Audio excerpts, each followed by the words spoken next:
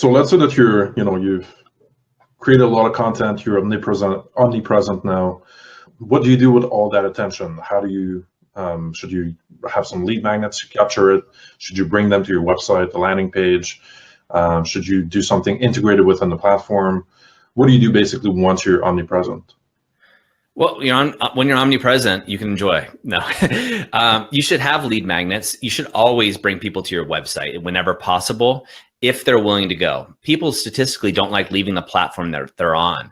And so again, I'm going to talk about analytics. And you got to understand that I'm not a numbers guy. I just know that if we have the information, I'd be stupid not to look at it. I can look at the bounce rate, right? From LinkedIn, from Facebook. If I have a super high bounce rate, that means people aren't wanting to come to my website, or at least they don't like what they see when they get there. And so I want to keep them on that platform.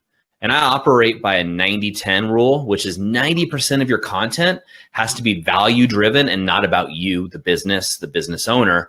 And then 10% can be promotional. And during that 10%, you can give an ask, right? If I'm trying to get people to be on my show, maybe what I'll talk about is I'll keep talking about the value and the content, just like you're doing, Matt. And then 10% of the time, I will address one of their problems, right?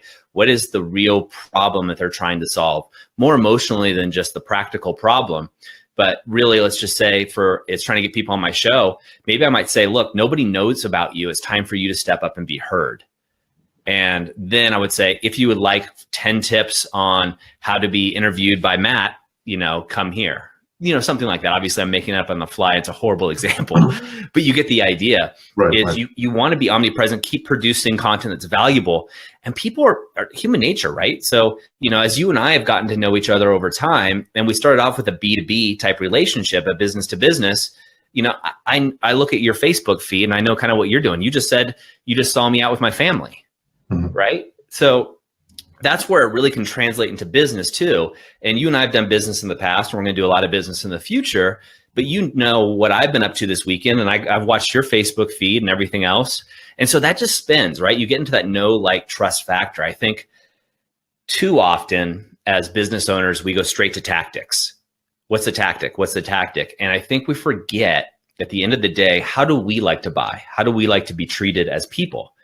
You don't just go into a restaurant or a car dealership or wherever and just go right towards the tactics. You go in, you want to feel good about the whole situation, and you go back to the same places, right? We shop at the same places. We do business with the same people. We don't just switch based on just price or, just a comparison chart.